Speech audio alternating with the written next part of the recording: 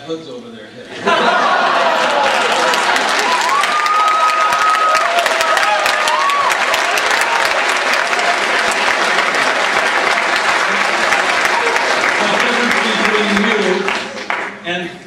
And them is that they don't want to see. And there are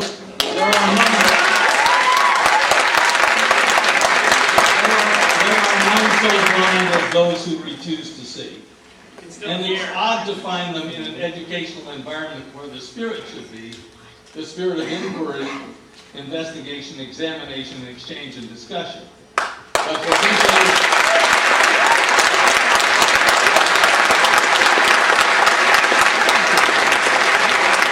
know that when your team is losing, at least it happened in a number of ballparks, there are those who come to the ballpark and put the bag over their heads. I don't know whether your team is losing or not, but what?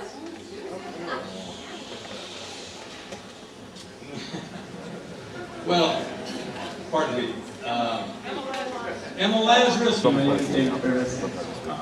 Considering that billions of dollars have been spent and many wars have been fought and lots of people have died, considering America's interpretation of the September 11th attacks, I just wanted to ask you why the Bush administration decided to spend as much money on researching the September 11th attacks. The 9/11 Commission was given the same amount of money as the original commission that investigated the Monica Lewinsky scandal, and I think we are all pretty much in agreement that one of those events is a lot more worth spending money and time researching than the other.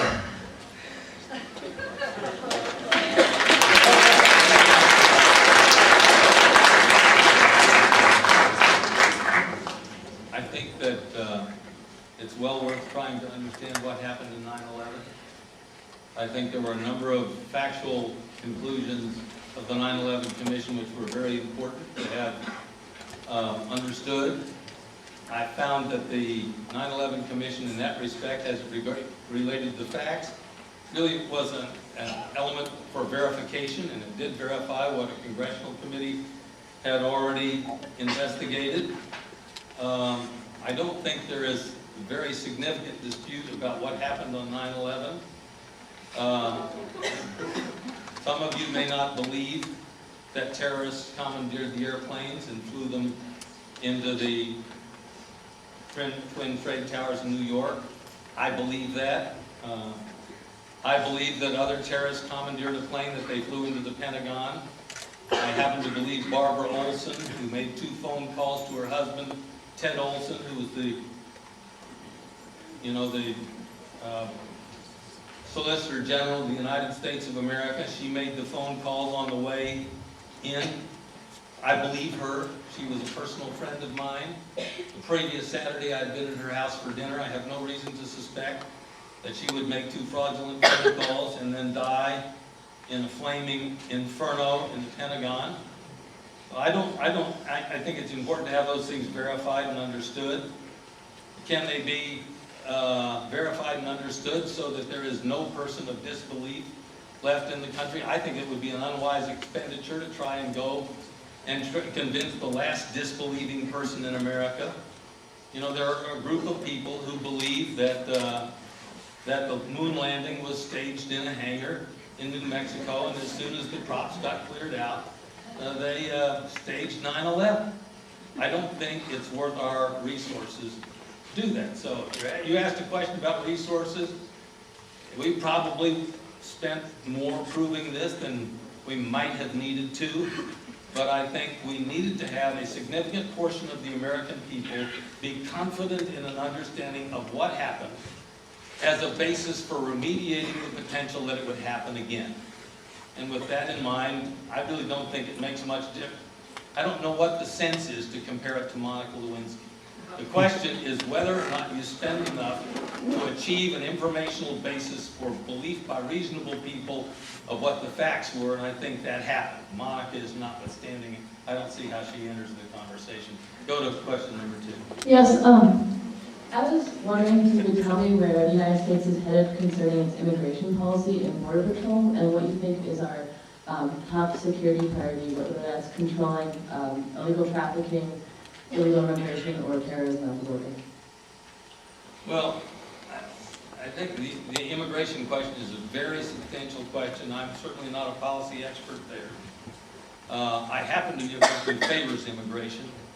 3 out of 4 of my grandparents were immigrants to this country.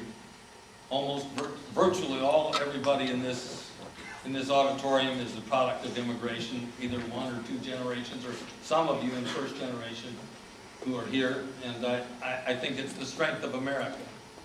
I think it is important to us, if possible, to do what we can to regularize our immigration, so that we know who's here and know who's coming, and have an awareness of who's in the country. Now, let me just say that there is a misconception, I think, that lax immigration standards somehow prompted 9/11. I reject that hypothesis. All of the people who perpetrated the crimes of 9/11 came to the country and followed a certain set of immigration rules to get here. Some overstayed their visas and didn't follow the rules once here. But it was not a question of people coming across the border from Mexico that caused 9/11. This doesn't mean there's no risk there. And I think for a nation that has become aware of its vulnerability, finding ways to minimize risks that relate to our borders is an important objective, as well as curtailing other risks that would relate from terrorist groups, individuals, or small institutions that pose terrorist threats. So I would hope that we find a way to, what I would use the word regularize our immigration, so that we know who's coming and who's here and who's not. Having 10 to 12 million people in the country that we don't know about and don't understand are here and are here illegally is not, I believe, an acceptable way long-term. It's not an acceptable long-term objective for the way to run the country.